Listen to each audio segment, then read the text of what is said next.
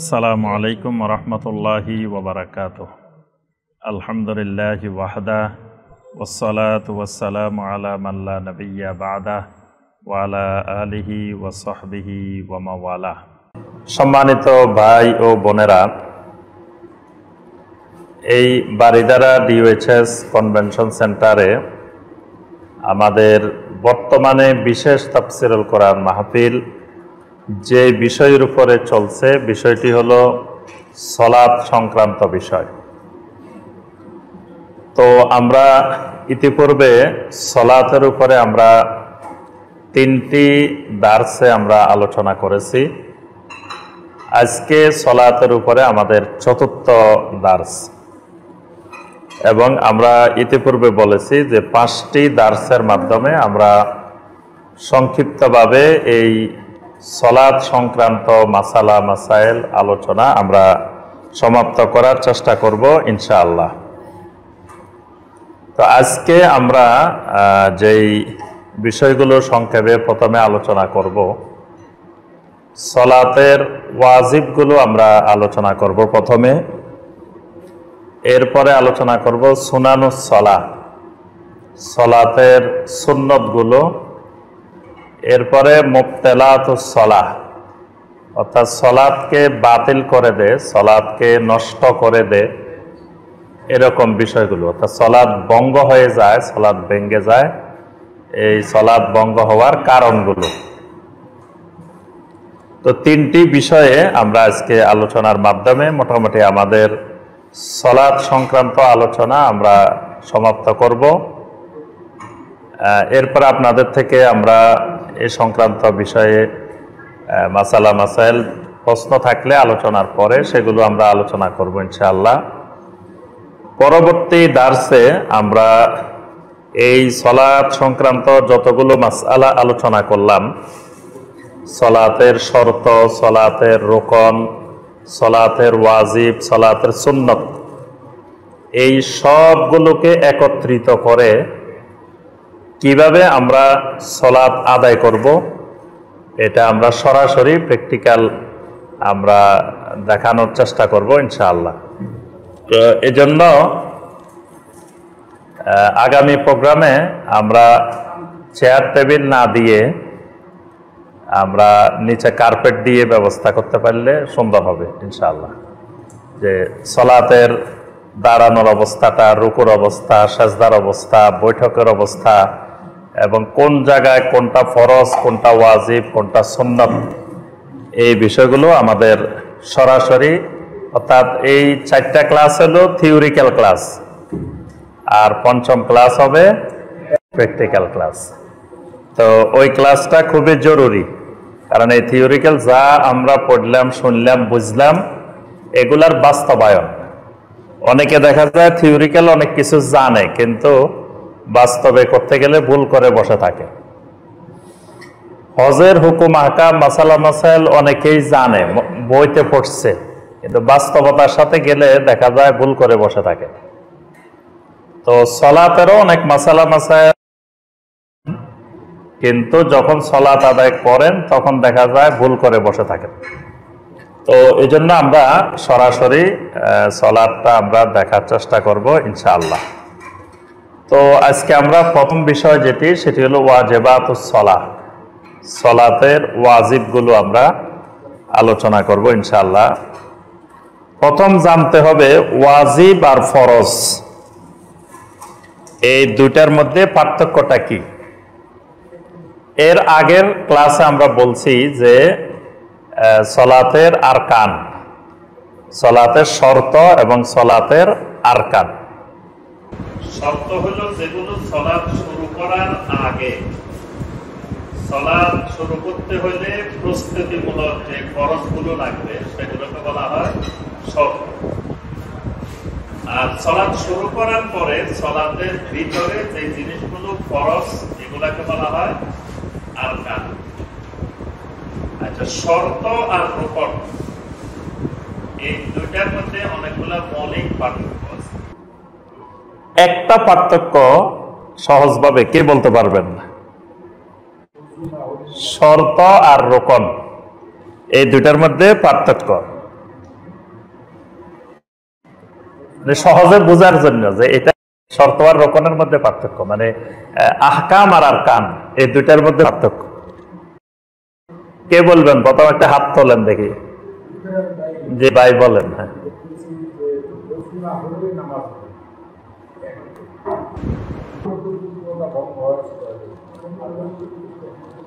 না আমরা তো আরকান আহকাম তো বুঝছি যে এগুলা আহকাম, সালাতের আগে যেগুলো ফরজ সেগুলো আহকাম, আর ভিতরে যেগুলা ফরজ সেগুলা আরকান। দোনোটাই কিন্তু ফরজ, কিন্তু দুই ভাগ করলাম কেন আমরা? দোনোটাই যেহেতু ফরজ, সবগুলাকে আমরা একসাথেও তো বলতে পারতাম, কিন্তু যুগে যুগে আহলুল এলেমেরা কেন সেটাকে দুই ভাগ করছেন? একটাকে বলতেছেন যে এটা সলাতের শর্ত, একটাকে বলতেছেন এটা সলাতের রোকন। এই দুই ভাগ করলেন কেন? এটার সূক্ষ্ম কিছু পার্থক্য আছে। যে বলেন ভাই।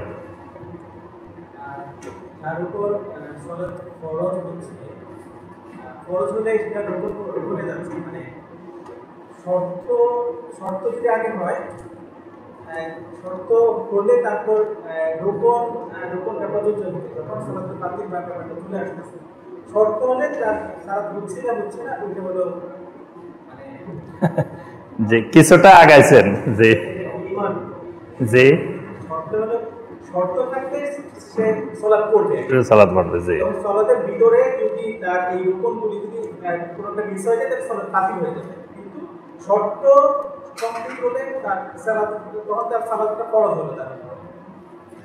কথা ঠিক আছে, কিন্তু পার্থক্যটা আপনারা বুঝতে পারছেন ভাইয়ের কথার মাধ্যমে? বুঝতে পারেন? এমন ভাবে বুঝাইতে হবে যাতে সবাই বুঝতে পারে যে এটা শর্ত আর রোকনের পার্থক্য। জি, একটা হলো সিরিয়াল 1, ওইটা ঠিক হলে তারপর সিরিয়াল 2 তে যাব। প্রথমটা হলো সিরিয়াল 1, আমি নামাজের জন্য নিয়ত করার আগে আমার কি কি কাজ করতে হবে, তাহলে আমি নামাজের জন্য করব। সিরিয়াল 2 তে এসে তখন নামাজ দাঁড়াবে, তখন আবার ফরজগুলো আছে, কি কি ফরজিয়াত আছে, কি কি ওয়াজিব আছে। জি জি, না আলহামদুলিল্লাহ, এটাও ঠিক আছে, কিন্তু এই কথাটা মনে রাখবেন, এই শর্তটা। মায়ের বলো দেখি, মায়ের হাত তুলছে, বলো।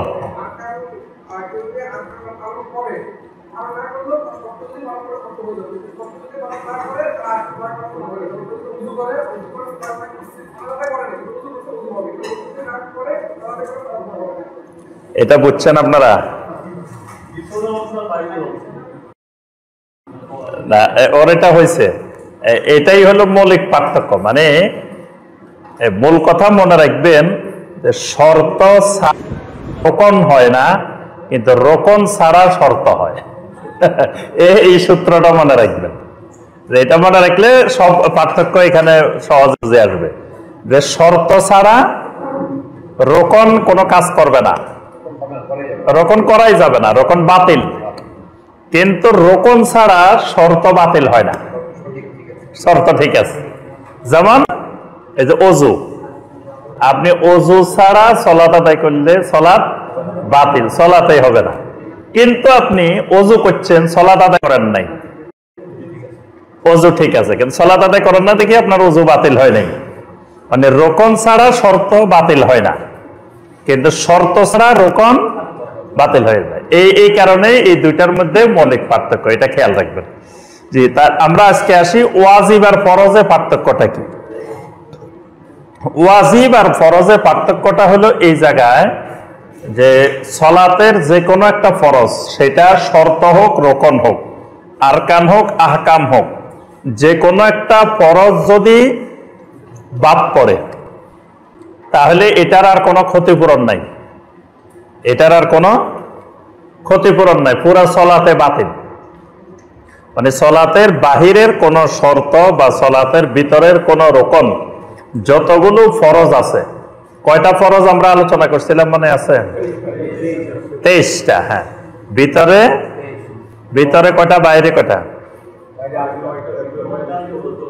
9টা আর 14টা, 9টা আর 14টা, মোট 23টা আমরা আলোচনা করছি।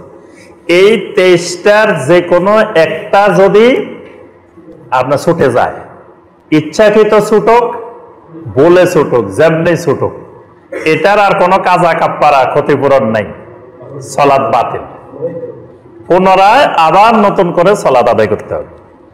ওয়াজিবটা হলো ওয়াজিব সুন্নত আর ফরজের মাঝখানে, এটাও কিন্তু ফরজ, ওয়াজিবটাও মূলত ফরজ, কিন্তু এটাকে ওয়াজিব নাম দেওয়া হলো কেন? যে এটা যদি কোনো কারণে যদি এটা ভুল হয়, মানে বাদ পড়ে, তাহলে সাজদায়ে সহুর মাধ্যমে এটার ক্ষতিপূরণ হয়। ফরজের কোনো ক্ষতিপূরণ হয় না, এটার কিন্তু ক্ষতিপূরণ হয়।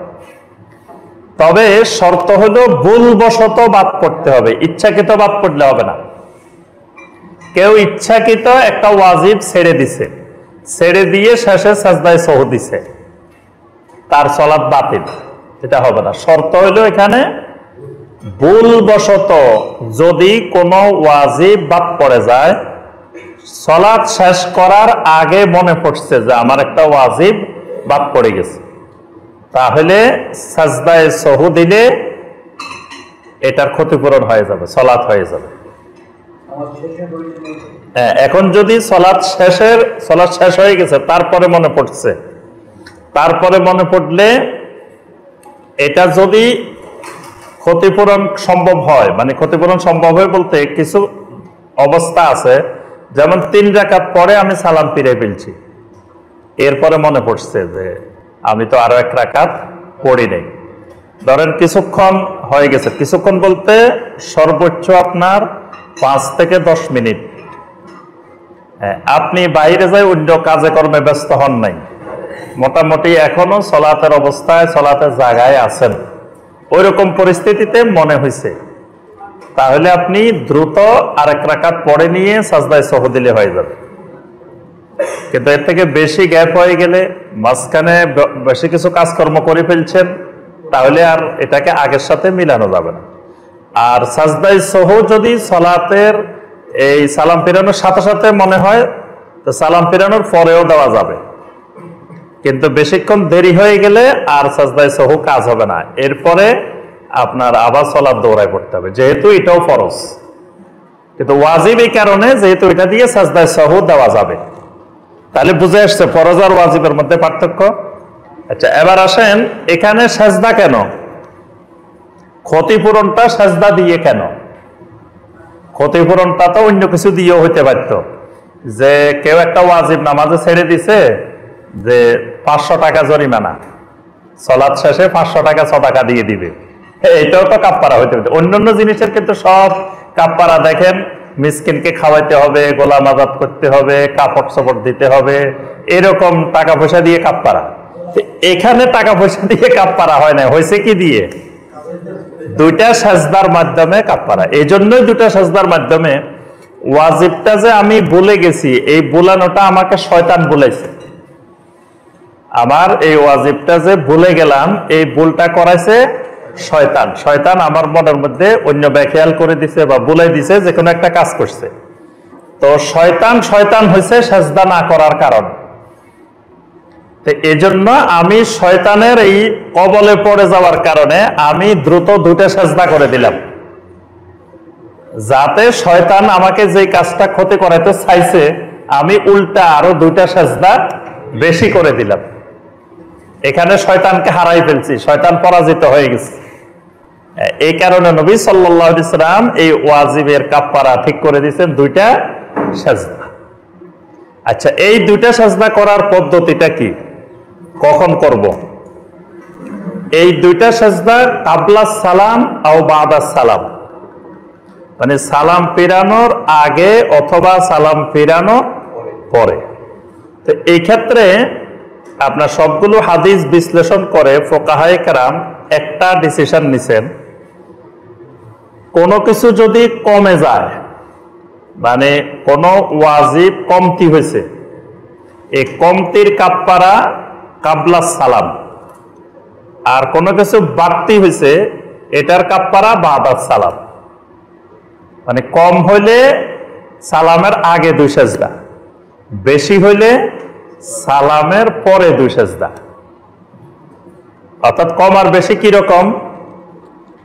ধরেন কোন ব্যক্তি মাঝখানের যে বৈঠক, 2 রাকাতের পরে যে বৈঠক, সালাত আদায় করবে 3 রাকাত মাগরিবের, মাঝখানের বৈঠকে বসে নাই, 2 রাকাতের পরে ভুলে বসে নাই।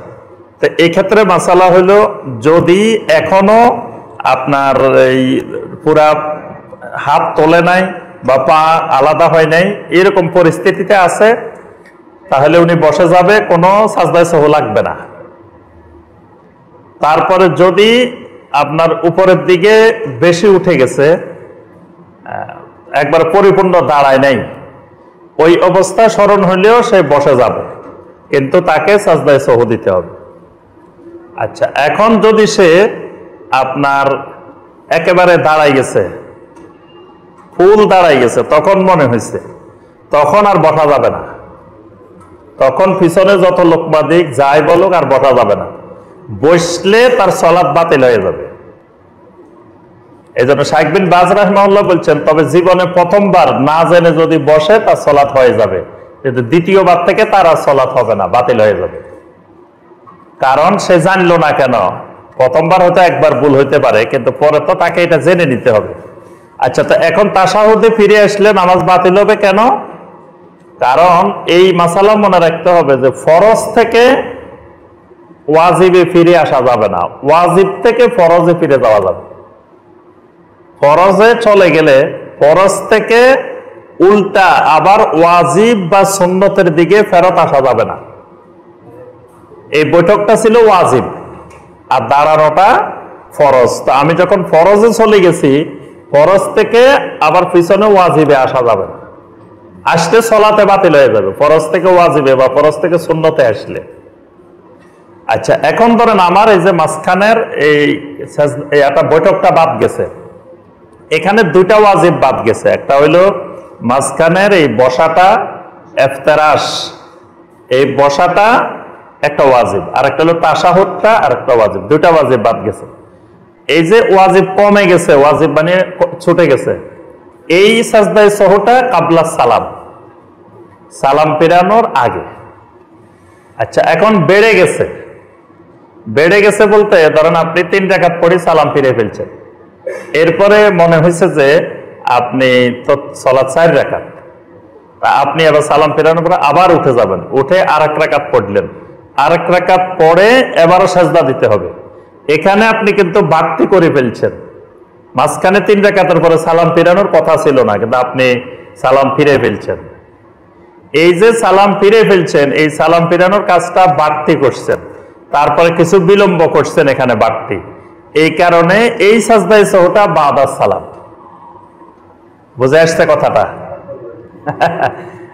একটা বলছি যে আগে তো মাঝখানের বৈঠকটা ওয়াজিব ছিল, এটা ছুটে গেছে, আপনার একটা ওয়াজিব ছুটে গেছে, 2টা ওয়াজিব ছুটে গেছে, এটা হলো কম হয়েছে, নামাজ যা হওয়ার কথা ছিল তার থেকে কমে গেছে। এই কারণে কি করলেন, আপনি সাজদায়ে সহু দিলেন। এই সাজদায়ে সহুটা সালাম ফিরানোর আগে দিব। আর ওই জায়গায় বেড়ে গেছে, মানে 3 রাকাতের পর আপনি সালাম ফিরে ফেলছেন, সালাম ফিরে কিছুক্ষণ বসিয়ে রয়েছেন, তারপরে মনে হয়েছে যে 3 রাকাত পড়ছেন, এবার আপনি উঠছেন 74 রাকাত পড়ছেন। এখানে কিন্তু কাজ বেড়ে গেছে, নামাজ শেষ হয়তো আরো 2 মিনিট আগে, আপনার 2 মিনিট এখানে দেরি করছেন, বাড়তি করছেন না? আচ্ছা, আবার অথবা আপনি 5 রাকাত আদায় করে ফেলছেন, 4 রাকাতের পরে বসছেন, বসার পরে 2 রাকাত মনে করে উঠে গেছেন, উঠি আরো 1 রাকাত পড়ছেন, তখন আপনি 5 রাকাত হয়ে গেছেন, আপনি 5 রাকাতের পরে বসছেন ধরেন, তখন আপনার সালাত হবে, কিন্তু সাজদায়ে সহু দিতে হবে। 5 রাকাত পড়েন, 6 রাকাত পড়েন, 4 রাকাতে যদি বসেন সালাত হবে, কিন্তু 4 রাকাতে না বসলে সালাত বাতিল হয়ে যাবে। তা আপনি তখন সাজদায়ে সহুটা দিবেন যে বাড়তি কাজ করছেন, এই জন্য এই সাজদায়ে সহুটা দিবেন সালাম ফিরানোর পরে।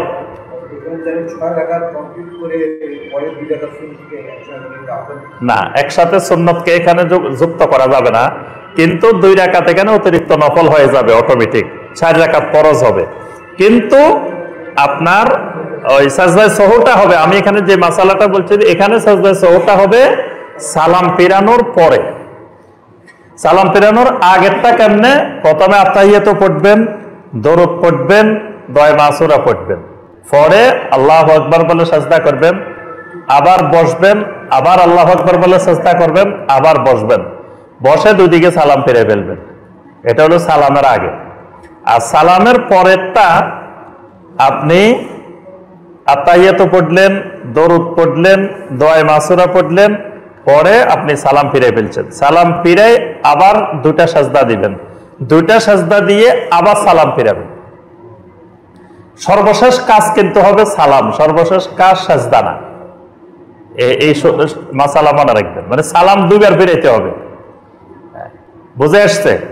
আচ্ছা, আরেকটা হলো আপনি ইমামের সাথে সালাত আদায় করতেছেন, আপনি মুক্তাদি মুসল্লি, ইমাম সালাতে ভুল করছে, ইমাম সালাতে ভুল করছে, এই জন্য আপনিও ইমামের ভুলে আপনিও সাজদায় সহ দিতে হবে। মানে আপনি হয়তো ভুল করেন নাই, কিন্তু ইমাম ভুল করছেন, ইমাম যখন সাজদায় সহ দিবেন আপনিও দিবেন। কিন্তু এখানে একটা জিনিস মনে রাখতে হবে, ইমাম তো সাজদায় সহ দিবেন হয়তো সালাম ফিরানোর পরে, কিন্তু আপনি সালাম ফিরাইতে পারবেন না, যেহেতু আপনার সালাত শেষ হয় নাই, আপনি মাসবুক, মানে আপনি 1 রাকাত পান নাই, 2 রাকাত পান নাই, 3 রাকাত পান নাই, তাহলে ইমাম সালাম ফিরাইলে তো আপনি উঠে দাঁড়াবেন। এখন ইমাম ভুল করছে, সাজদায় সহ দিবে, তো ইমাম দুই দিকে সালাম ফিরে ফেলছে, আপনিও ইমামের সাথে সালাম ফিরাইতে পারবেন না, যেহেতু আপনার এখনো সালাত শেষ হয় নাই।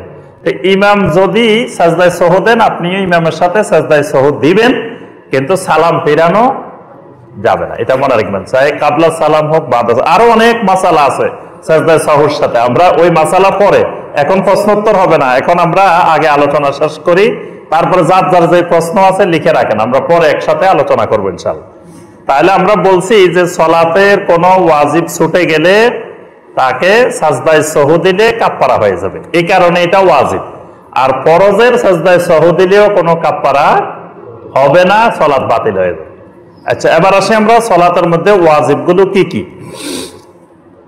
1 নম্বর যে ওয়াজিবটা সেটি হলো জামিউত তাকবীরাত গায়রা তাকবীরাতিল ইহরাম, মানে সর্বপ্রথম আল্লাহু আকবার বলে যে তাকবীরটা, যেটাকে আমরা তাকবীরে তাহরিমা বলি, এটা ফরজ। এই তাকবীরটা ইমামের জন্য ফরজ, মুসল্লির জন্য ফরজ। এরপরে এই আল্লাহু আকবার ছাড়া সালাম পর্যন্ত যতগুলো আল্লাহু আকবার আসবে, প্রত্যেকটা আল্লাহু আকবার ইমামের জন্য ওয়াজিব, মুসল্লির জন্য ওয়াজিব। তবে কোন কোন ইমামের মতে সুন্নত, কিন্তু আমরা এখানে জমহুর, এর আগে আমরা বলছি যে আমাদের এই আলোচনাটা হলো 4 মাযহাবের ভিত্তিতে। 4 মাযহাবের মধ্যে যেই মতটার দিকে দলিল শক্তিশালী এবং জমহুরদের মত, অধিকাংশ ফকিহদের, আহলুল ইলমদের মত, সেই মতটাকে আমরা অগ্রাধিকার দিচ্ছি, নির্দিষ্ট একটা মাযহাবকে আমরা অগ্রাধিকার দিচ্ছি না। সেটা যে কোনো মাযহাবের হতে পারে, হানাফিও হতে পারে, শাফিও হতে পারে, মালিকিও হতে পারে, হাম্বলিও হতে পারে। তো 1 নম্বর যে ওয়াজিবটা সেটা হলো তাকবীরে তাহরিমা ছাড়া যতগুলো তাকবীর আছে সবগুলা তাকবীর ওয়াজিব। সুতরাং একটা তাকবীর ছুটে গেলে আপনার সেই একটা ওয়াজিব তরক হয়ে গেছে। আপনার একটা তাকবীর বলেন নাই, তার অর্থ হলো আপনার একটা ওয়াজিব ছুটে গেছে। আচ্ছা, নবী সাল্লাল্লাহু আলাইহি সাল্লাম বলছেন, আব্দুল্লাহ ইবনে মাসউদ রাদিয়াল্লাহু তাআলা আনহু বলেন, কানা রাসূলুল্লাহ সাল্লাল্লাহু আলাইহি ওয়াসাল্লাম ইউকাব্বিরু ফি কুল্লি খাফদিন ওয়া রাফইন। রাসূলুল্লাহ সাল্লাল্লাহু আলাইহি ওয়াসাল্লাম প্রত্যেকটা সময়ে যখন ওই রোকনের মধ্যে ঢুকতেন তখন আল্লাহু আকবার বলতেন, যখন উঠতেন তখন আল্লাহু আকবার বলতেন। যেমন সাজদা যেতেও আল্লাহু আকবার বলতেন, উঠতেও আল্লাহু আকবার বলতেন, আবার রুকুতে যেতে আল্লাহু আকবার বলতেন। এইভাবে নবী সাল্লাল্লাহু আলাইহি ওয়াসাল্লাম সব জায়গায় আল্লাহু আকবার বলতেন। এই আল্লাহু আকবার তাকবীরটা ওয়াজিব। আচ্ছা, 2 নম্বর ওয়াজিব সামি আল্লাহু লিমান হামিদা। এটা ইমাম এবং মুনফারিদ, মুনফারিদ মানে একাকী যিনি সালাত আদায় করতেছেন ওনার জন্য, আর জামাতে হলে ইমামের জন্য এটা ওয়াজিব। এটার উচ্চারণটা কি হবে?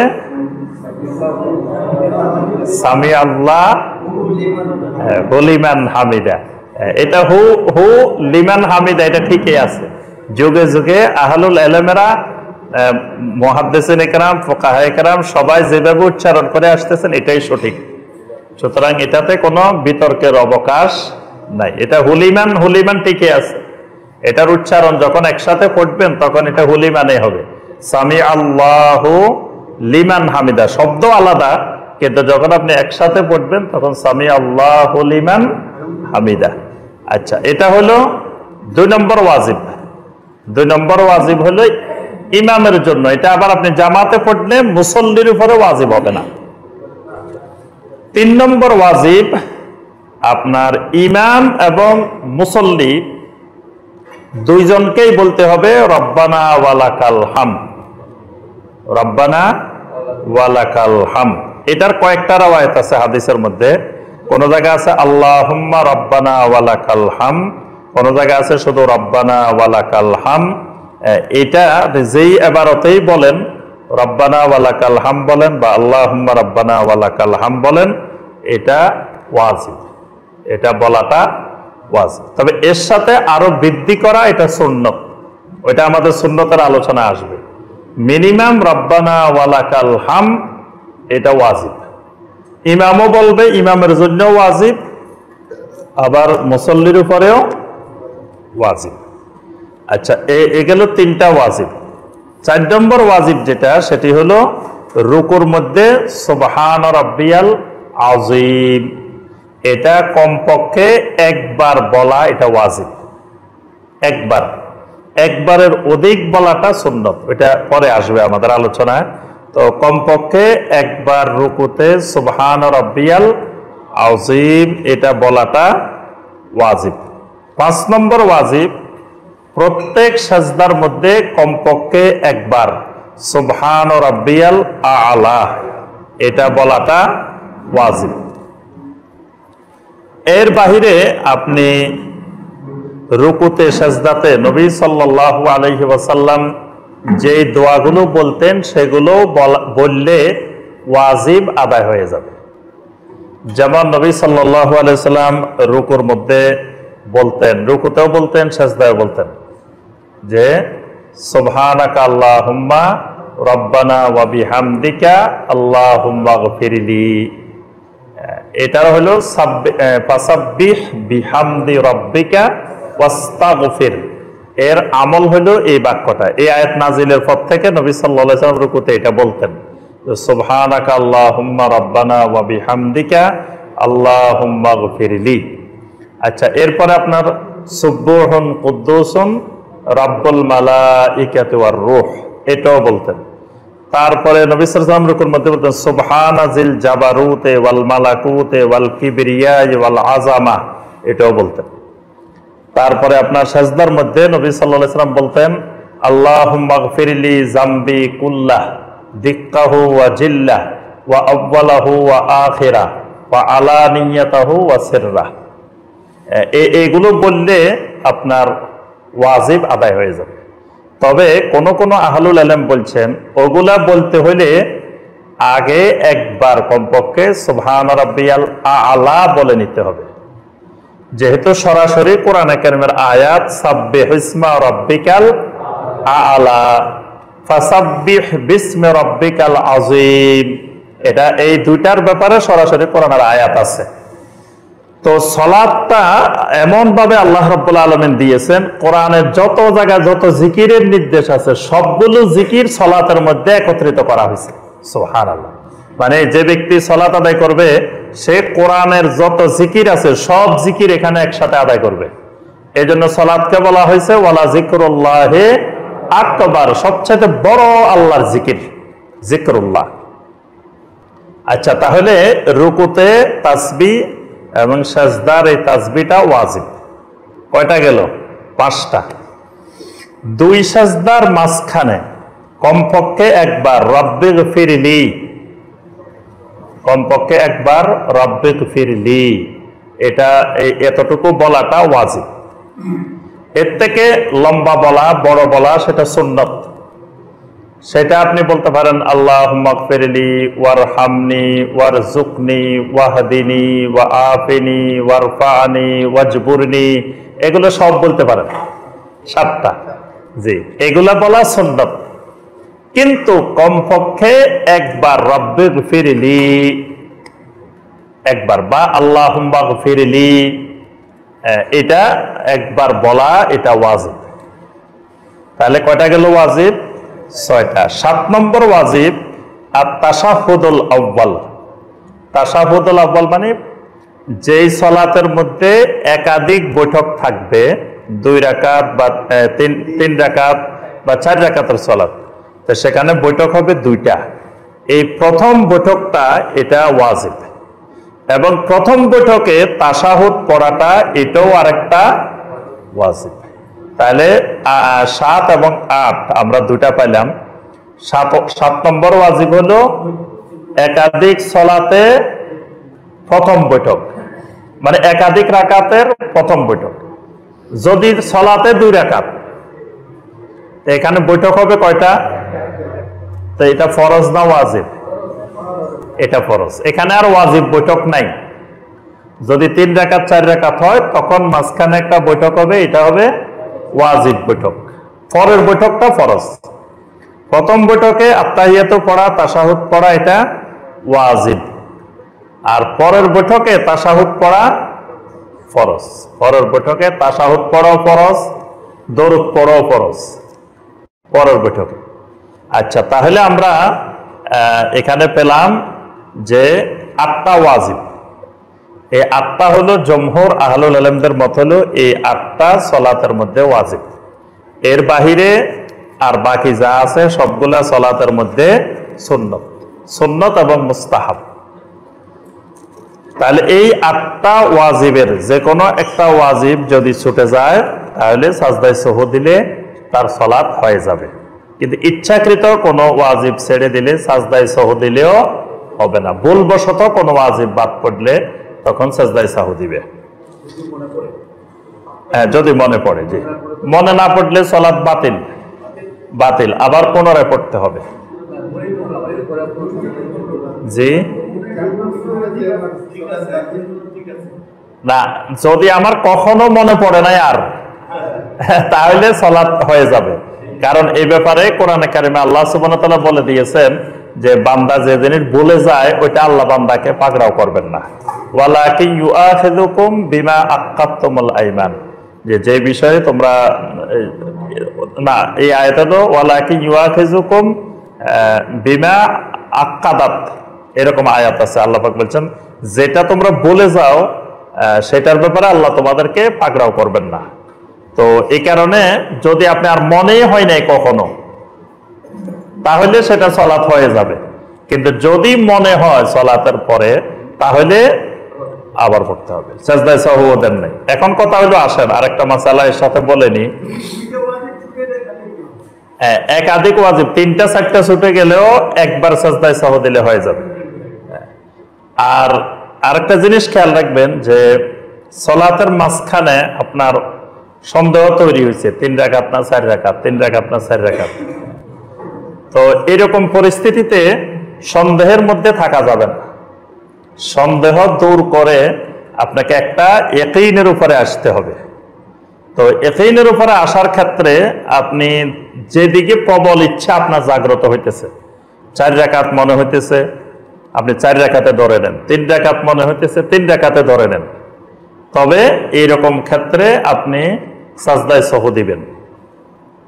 মানে আপনার ওই দৃঢ়তার ইয়াকিনের ক্ষেত্রে আসি, তারপরেও যেহেতু আপনার সন্দেহ হয়েছে এখানে কম বেশি হইতে পারে, এজন্য সাজদায়ে সাহু দিবেন। তবে উত্তম হলো কম ধরা, বেশি না ধরে কম ধরা। 3 নাকি 4 সন্দেহ হইতেছে, তখন আপনি 3 ধরে নেবেন। কারণ বেশি হলে অসুবিধা নাই, কম হইলে তো সমস্যা। এজন্য কম একটা ধরে নেবেন আর সাজদায়ে সাহু দিবেন। এটা ওই যে কম ধরার কারণে পরে এই সালামের আগে, সালামের আগে হবে, যেহেতু আমি কম ধরে নিলাম যে এটা কম হয়েছে। আচ্ছা, এবার আসি আমরা সুনানুস সালাহ, যে 8টা বলছি, 7টা বলছি। আচ্ছা, আরেকবার আমরা বলি। 1 নম্বরে বলছি তাকবীরে তাহরিমা ছাড়া বাকি যতগুলো তাকবীর আছে এটা 1 নম্বর ওয়াজিব। 2 নম্বর ওয়াজিব ইমাম এবং মুনফারিদ মানে একাকী সালাত আদায়কারী ব্যক্তির জন্য সামি আল্লাহু লিমান হামিদা এটা বলাটা। 3 নম্বর ওয়াজিব ইমাম, মুসল্লি, মুনফারিদ, একাকী, সবার জন্যই রব্বানা ওয়া লাকাল হামদ। সামি আল্লাহু লিমান হামিদা হলো শুধু ইমামের জন্য, মুসল্লির জন্য ওয়াজিব না। একাকী মুসল্লির জন্য ওয়াজিব যদি একাকী হয়, কিন্তু জামাতে হলে মুসল্লির উপরে ওয়াজিব হবে না। তবে শেখ আলবানী রাহিমাহুল্লাহ বলছেন মুসল্লিও সামি আল্লাহু লিমান হামিদা বলা সুন্নত, মুসল্লিও বলাটা সুন্নত, কিন্তু এটা ওয়াজিব না। আচ্ছা, এরপরে রব্বানা ওয়া লাকাল হামদ, এটা হলো 3 নম্বর ওয়াজিব। রব্বানা লাকাল হামদ বলা যাবে, রব্বানা ওয়া লাকাল হামদ বলা যাবে, আল্লাহুম্মা রব্বানা ওয়া লাকাল হামদ এভাবেও বলা যাবে। এর জন্য দেখবেন ওই মক্কা মদিনার মুয়াজ্জিন সাহেবরা কি বলে? আল্লাহুম্মা বলে না, রব্বানা ওয়া লাকাল হামদ এইভাবে বলে, রব্বানা ওয়া লাকাল হামদ। দেখবেন মক্কাতেও এইভাবে বলে, মসজিদে হারামে, মসজিদে নববীতেও বলে রব্বানা ওয়া লাকাল হামদ, এটাই বলেন। কারণ এটা আপনার সহিহ আল বুখারী এবং সহিহ মুসলিম 2 জায়গায় আসছে রব্বানা ওয়া লাকাল হামদ। তো কয়টা গেল? 3টা। 4 নম্বর হলো রুকুর মধ্যে সুবহান রাব্বিয়াল আযীম বলা কমপক্ষে একবার। 5 নম্বর সেজদার মধ্যে সুবহান রাব্বিয়াল আলা কমপক্ষে একবার বলা। 6 নম্বর হলো 2 সেজদার মাঝখানে কমপক্ষে রব্বিগফিরলি এটা বলা। 7 নম্বর হলো যে সলাতের মানে 3 রাকাত বা 4 রাকাত বিশিষ্ট সলাতে প্রথম বৈঠকে বসা, প্রথম বৈঠকটাই একটা ওয়াজিব। 8 নম্বর হলো ওই বৈঠকে তাশাহুদ পড়াটা। এই 8টা হলো সলাতের ওয়াজিব।